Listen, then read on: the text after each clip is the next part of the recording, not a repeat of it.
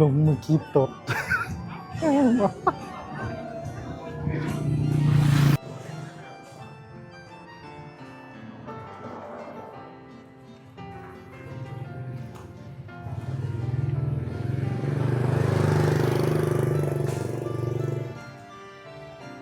ดี๋ยวสิพาไปยังแคมป์ของนครหลวงจันทร์กันเนาะดูสิพวกเธอ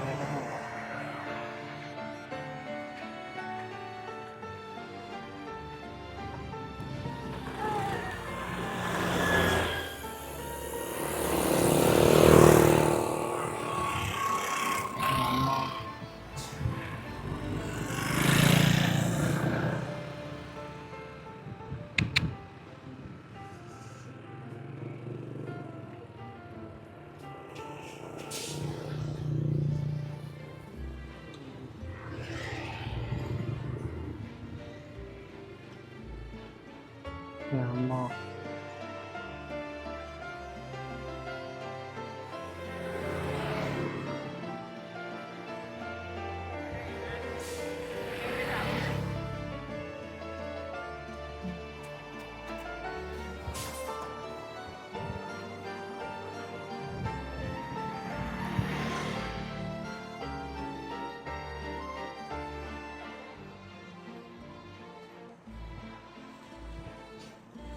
สำหรับเป็นไผ่คือทอดบ้าน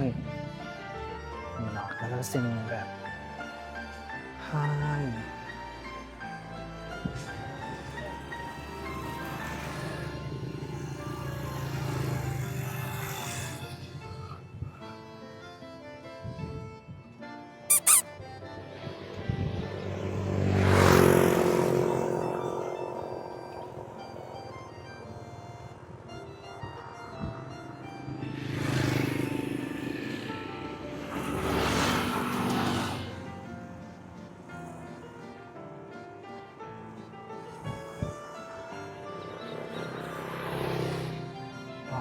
ผมเคยมาแล้วนะในช่วงประมาณตอน6 โมง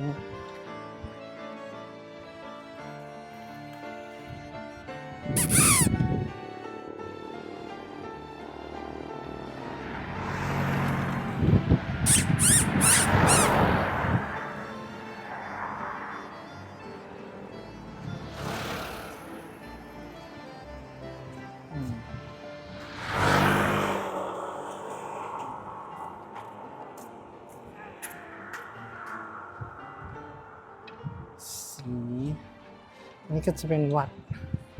เมืองวาบอกวัดเมืองวา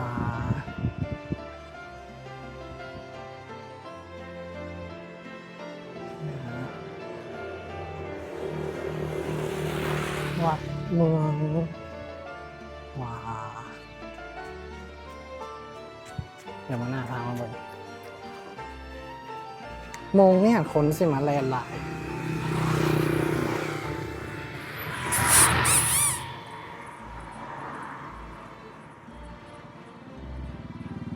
คนลาวนักแลนนี่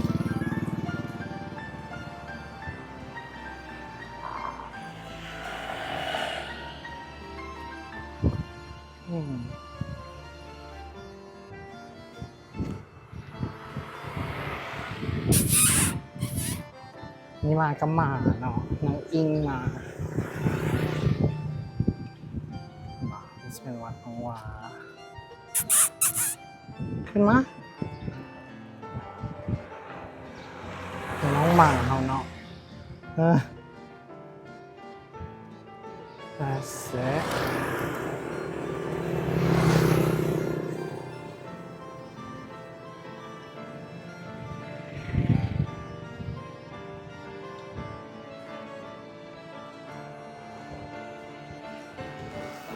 It's very simple. นี่ก็จะเป็นห้องเรียนข้างวัดนะแต่ห้องเรียนนี่ถูกปิดไปแล้ว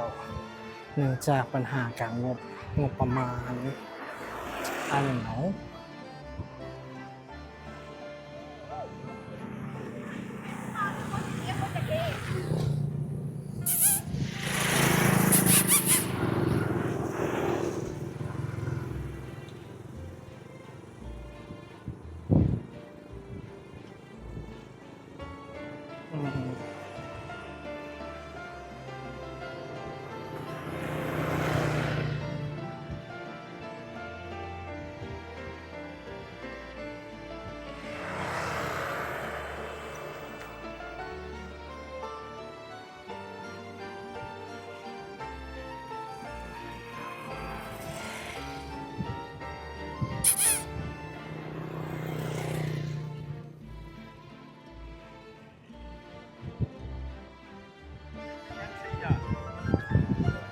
天就吃黄瓜、西红柿就行了。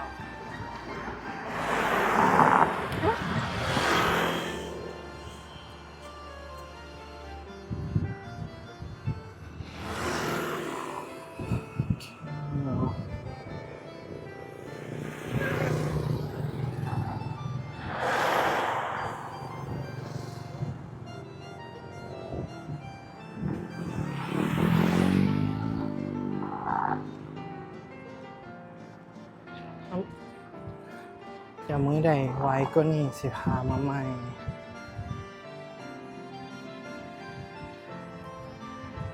เดี๋ยวสิห้อมหน้าสิพามาเบิ่งตะเวนตกยางแล้วเห็นตะเวนตกดินเลยบอนงามเลย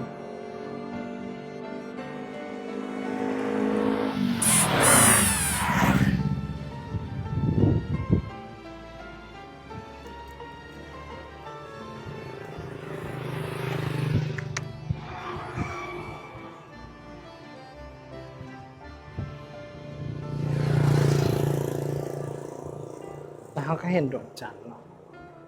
เฮ้ย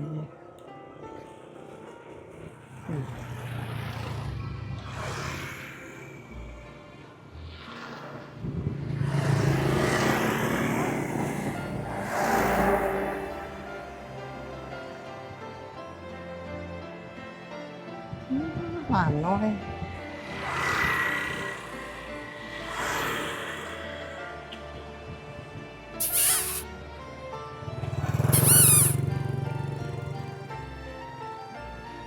ก็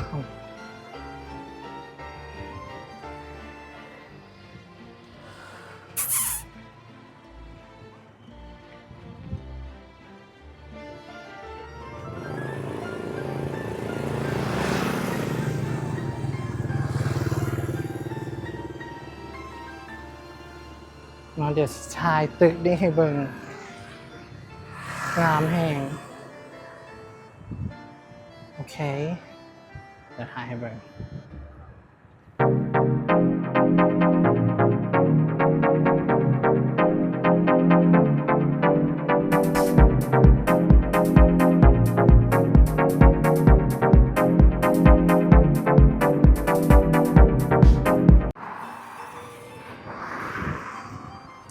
ยิงไปเดี๋ยว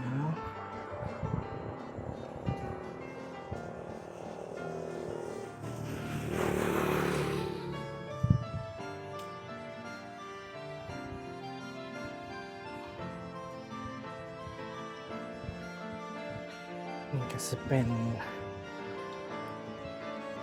โซนอยู่เวียงจันทน์อยู่เด้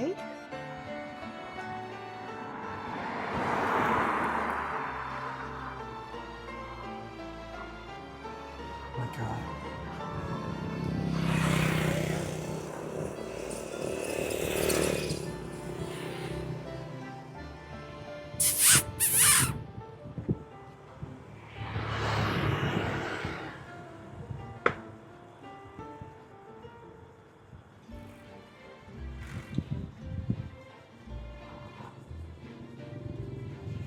เนาะ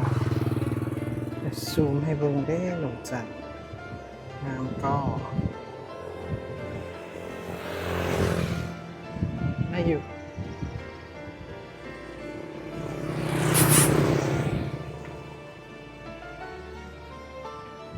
Let's go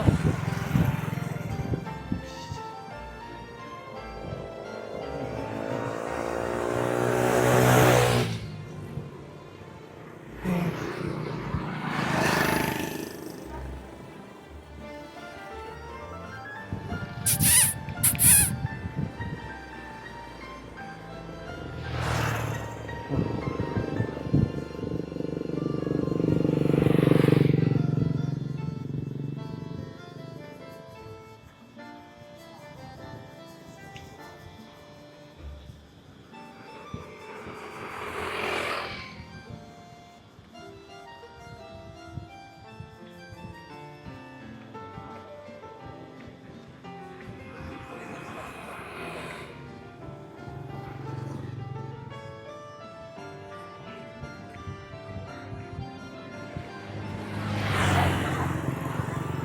แรงมาก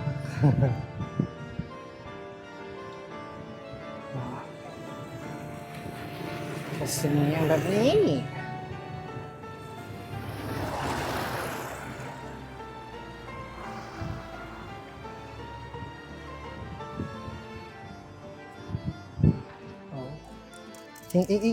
ีก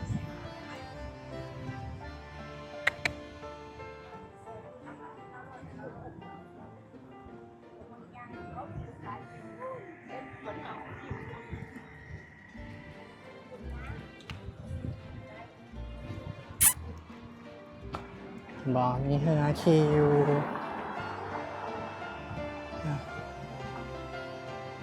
จะขี่ไปหาป่าเนาะ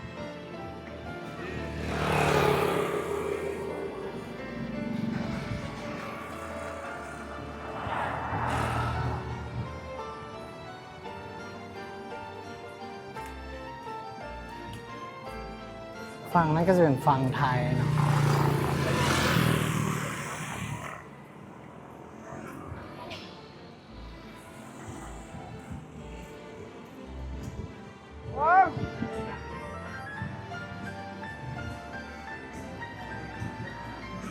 ลงมือกี้ตด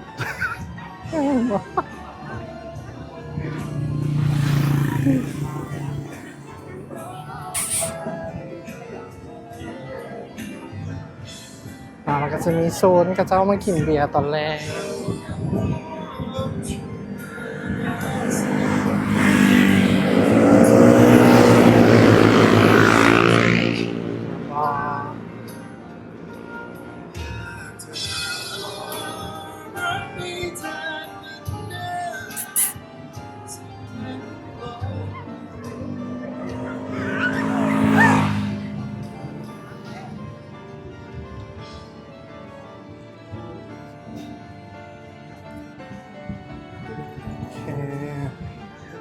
คนลาวก็จะมากินเบียร์เนาะปกติอะวันศุกร์ก็จะเห็นคนหลายอันนี้เมื่อวันจันทร์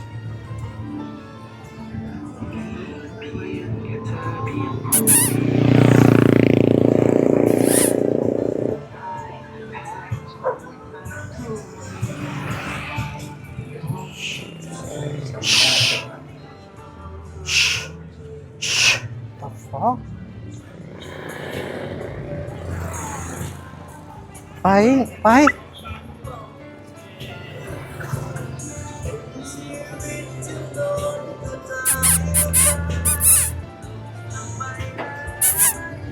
เอง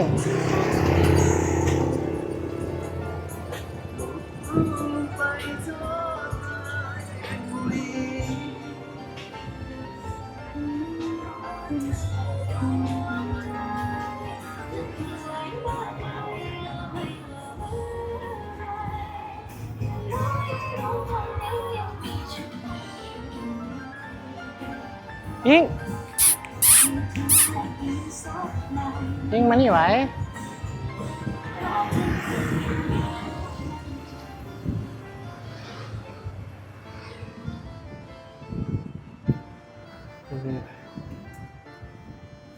บ่ได้ใกล้นะ Oh my god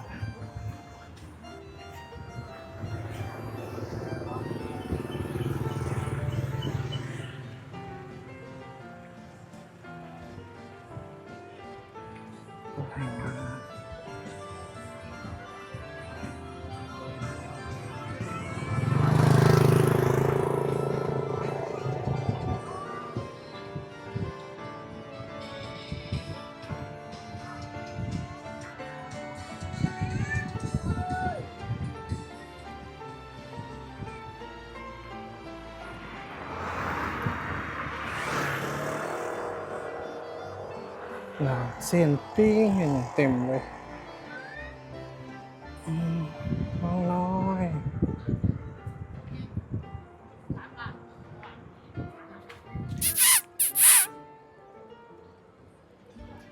อย่างซ่าคนนี้นะ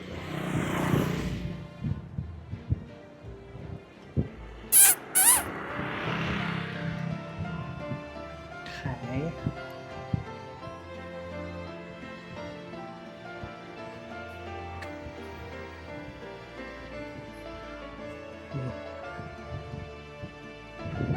แคมป์ของเป็นเรือบอก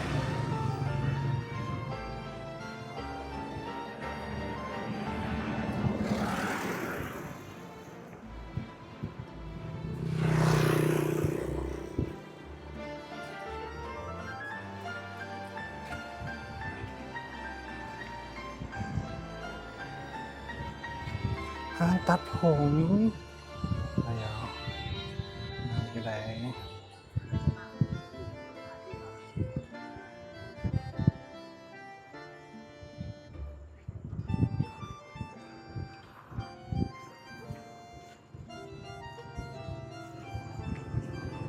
ฟ้าแสงจันทร์แบบงาม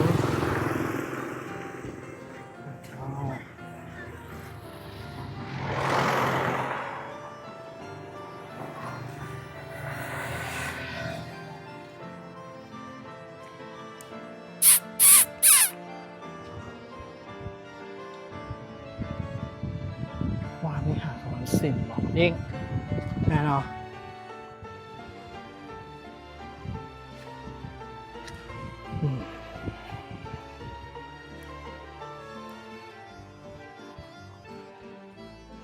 เห็นกับซิมีบ้านกำลังสร้างใหม่เราจะเอาจะไปเห็ดเป็นห้าง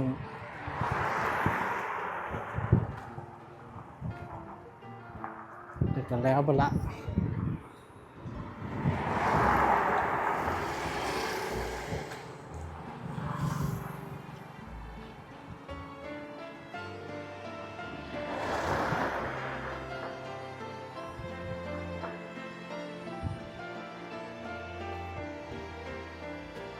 This is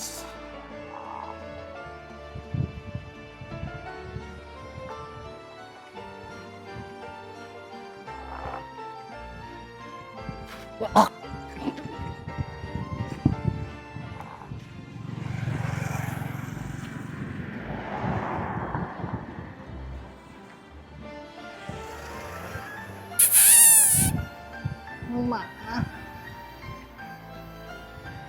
ไหม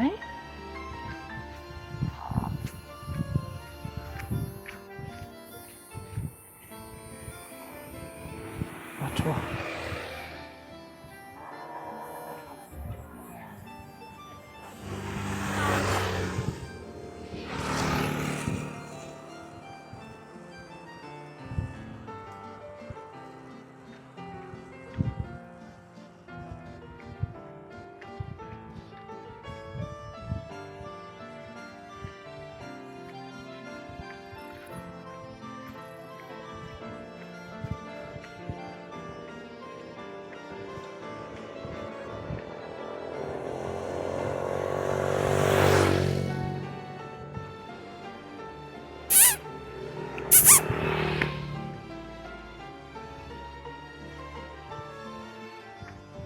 มีห้างทาโก้ห้างมีห้างบุฟเฟ่ต์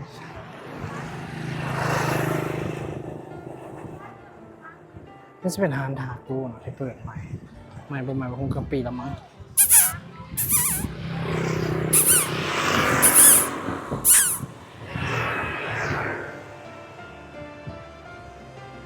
เห็นบอก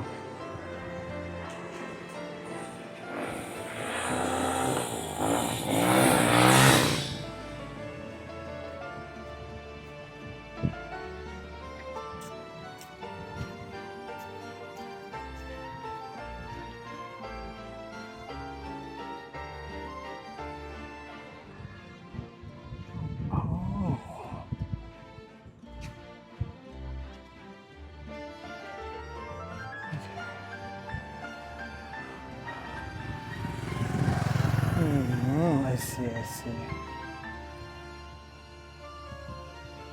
เนาะแสงจันทร์ชอบเห็นแสงจันทร์ของประเทศลาวกับประเทศไทยหรือเปล่า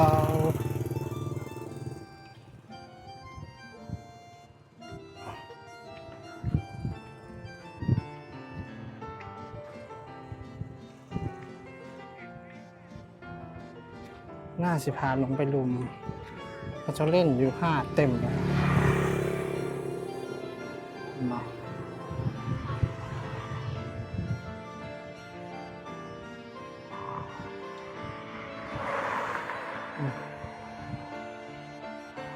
มีแสงจันทร์บ่แสงจันทร์งาม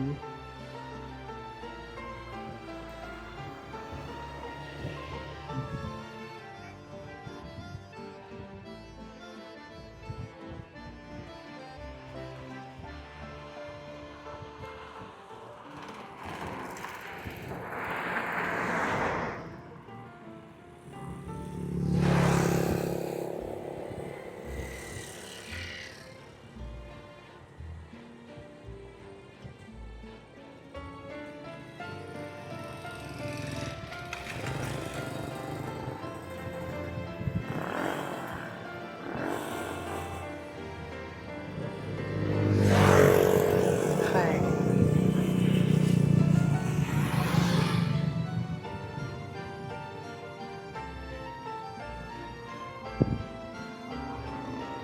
อันนี้ไปเถอะ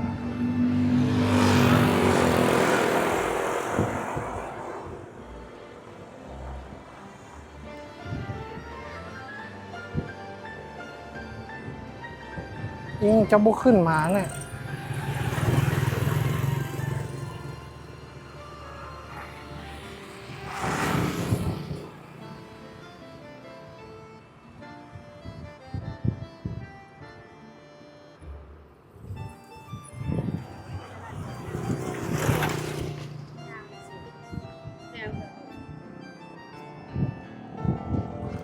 เขียวไปโอ้ย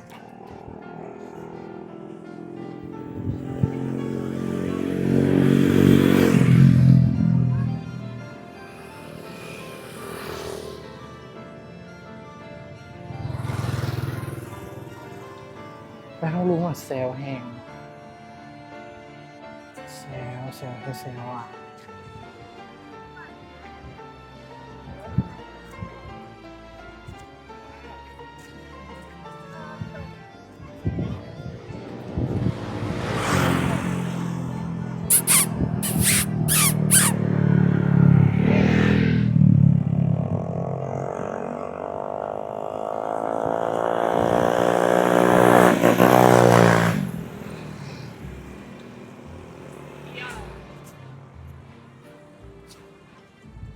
ยิ่ง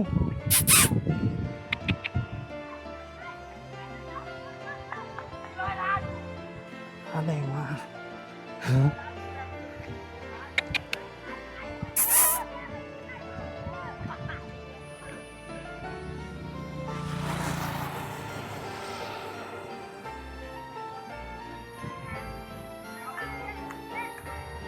มึงไปบ่อยยิ่ง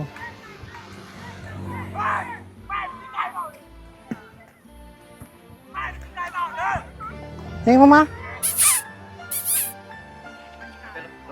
อ๋อโอเคอุ๊ ลุ้นแล้วมาแล้วอ๋อหมาย่านอ๋อ จับไปละ ย่านอ่ะย่านออกย่านนี้ ยิงไป โอ้ยโอ้ย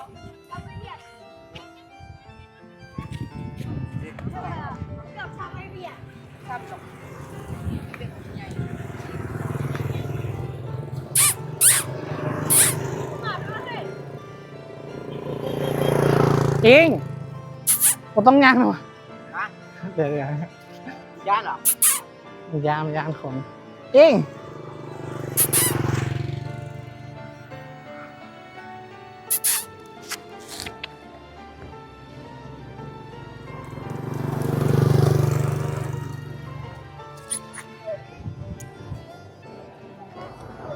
เขาไม่อยากย่าน จะมองมาส่ง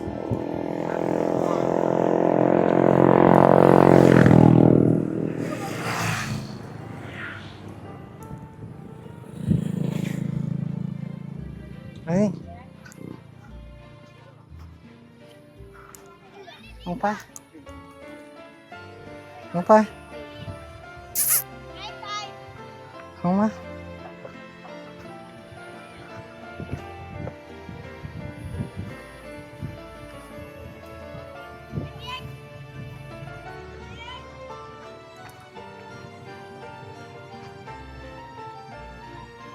บ่เห็นแมันบ่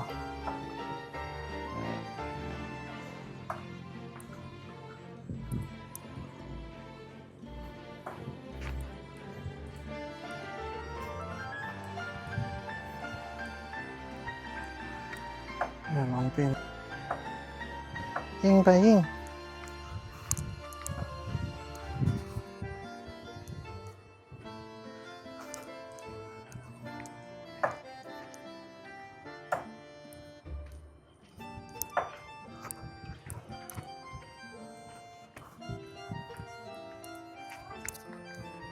อืม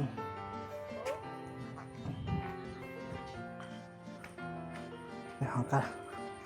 ขึ้นไป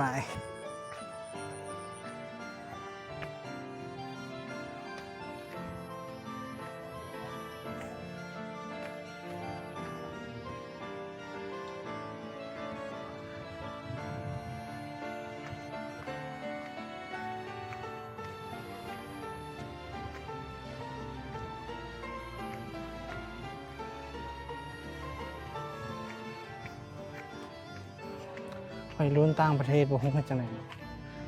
ไอ้วัยรุ่นลาวมักเล่นแคมป์ของ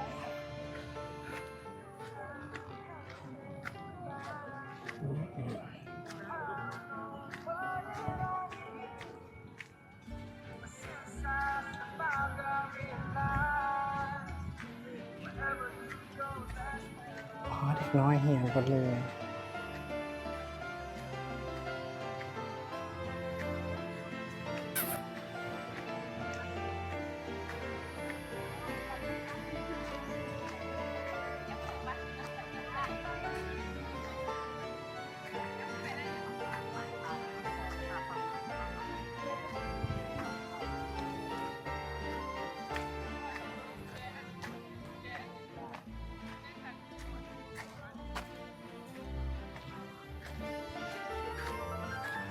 เป็นแสงจันทร์บาร์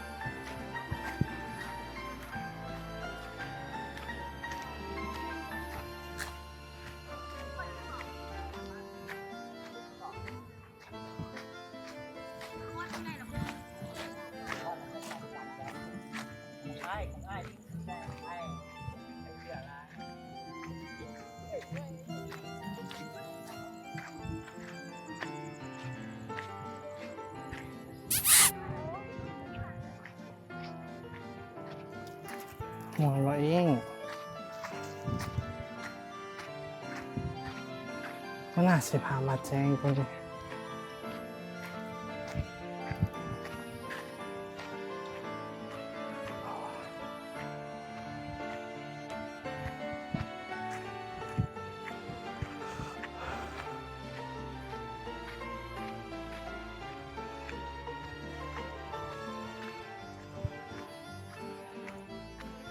โอเค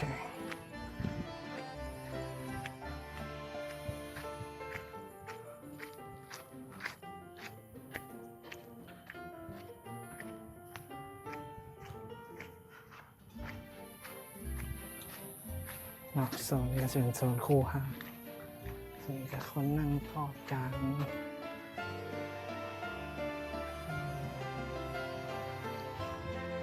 แล้วฝั่งนี้ก็จะเป็นประเทศลาวย้ายหาปลาอยู่ยิ่งไปหาเราไป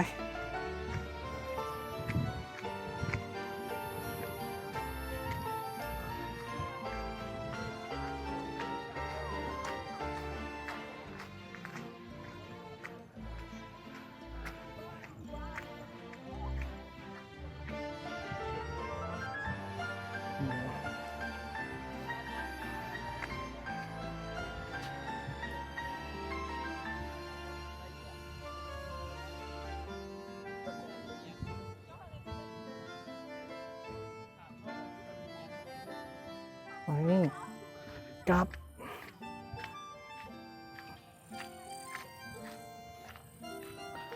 ขอโทษเมื่อกี้ลืมปรับความไวเนาะภาพเลยว่าแจ้งปันไหน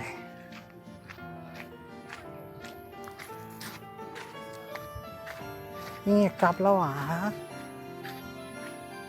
อืม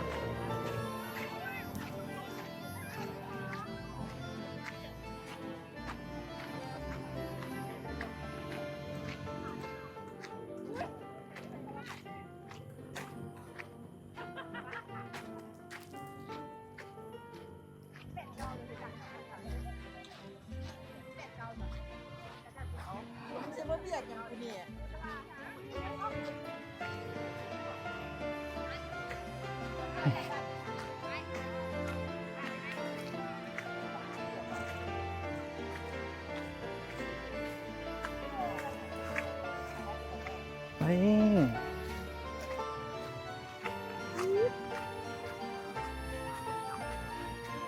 ้นไปคืน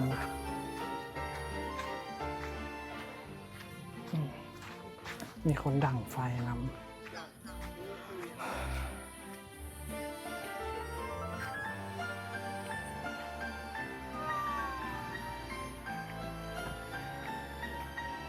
ระวังเด้อตุ่มเอง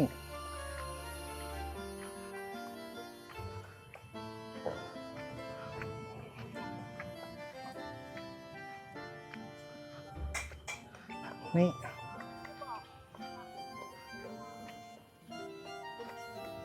อุ๊ยคุณลุง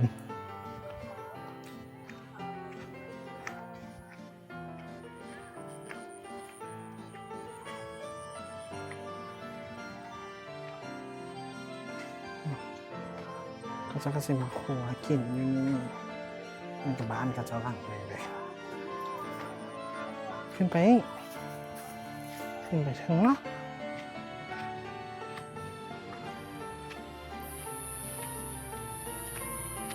ไป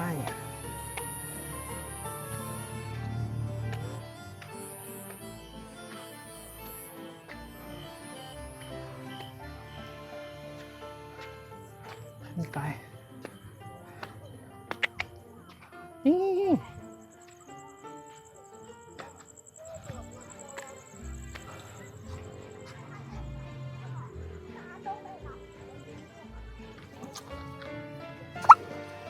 ลูกกว่า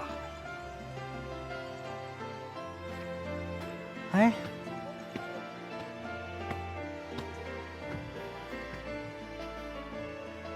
เป็นยัง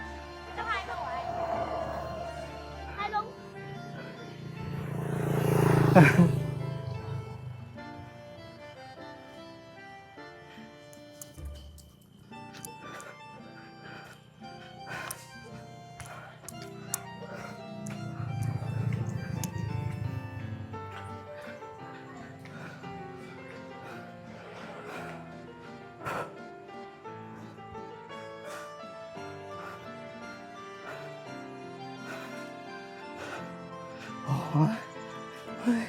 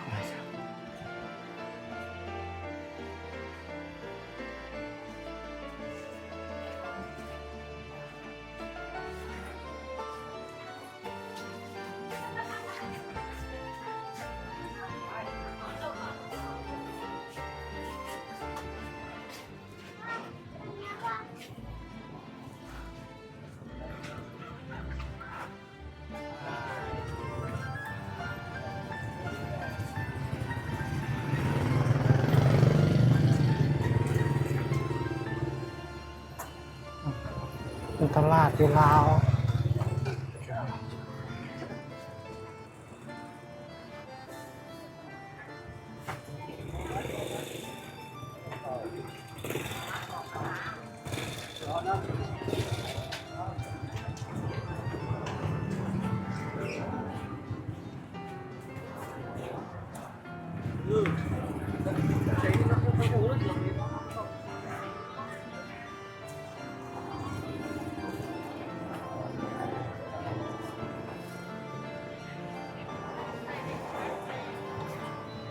ยิงทางนี้เองย่านแต่เจ้าโดดไปมันก็สิโดดอย่างเดียว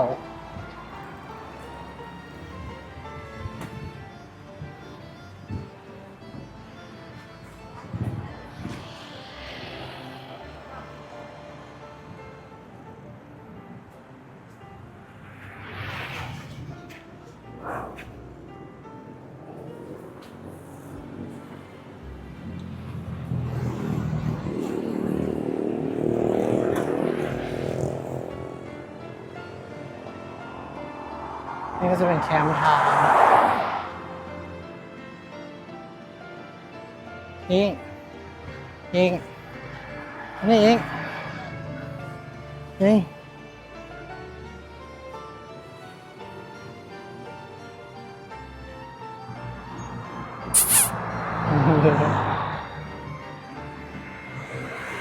ยิงหมายิงหมา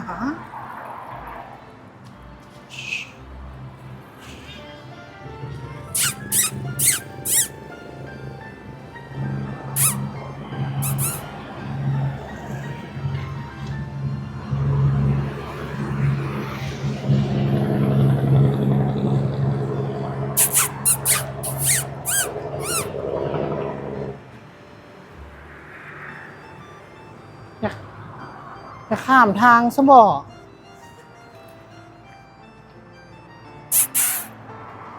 รถหลายอยู่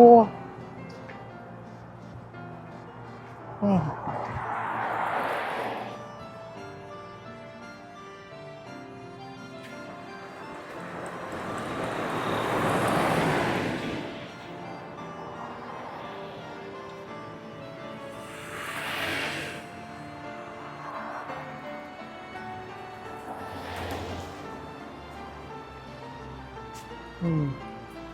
ไป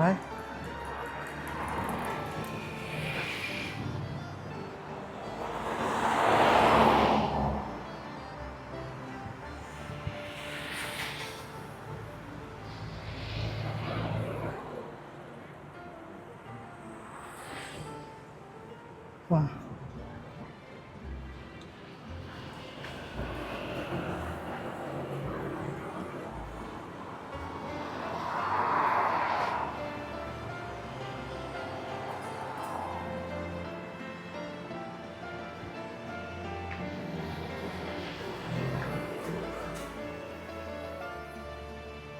โอเค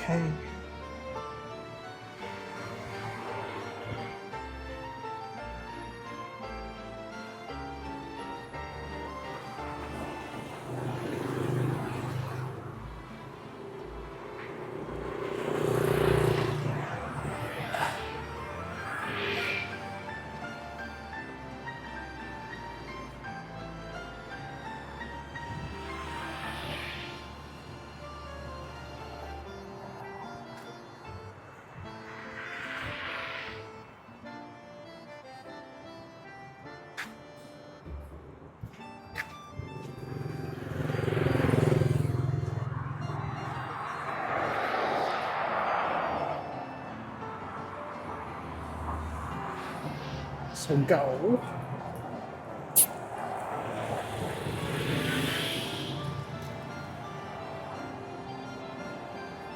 อันโตเท่าไรก็ยานอิงอิงเลย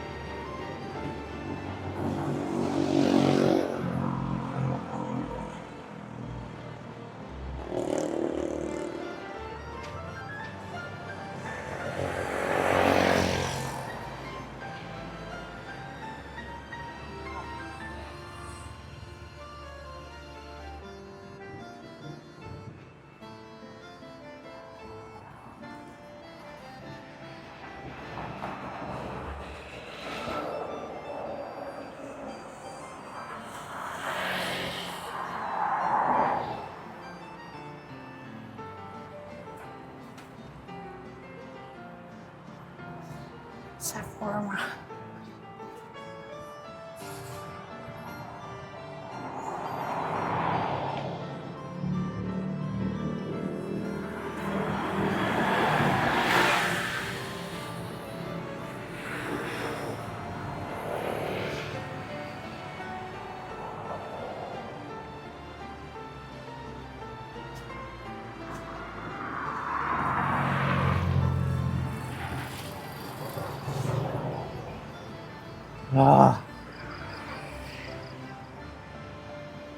นี่เห็นบ่ดอกนี่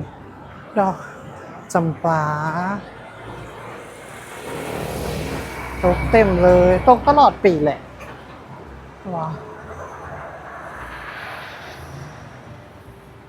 เดี๋ยวจะพาไปซื้อปิ้งไก่แซ่บ Oh my god this is crunch I'm telling you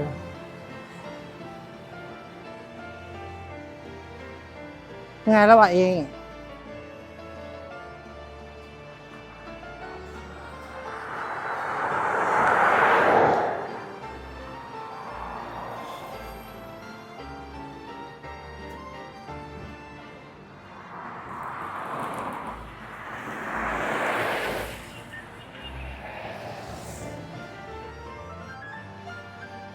ปิ้งไก่เลยอ๋อมีไม้หนึ่งนี่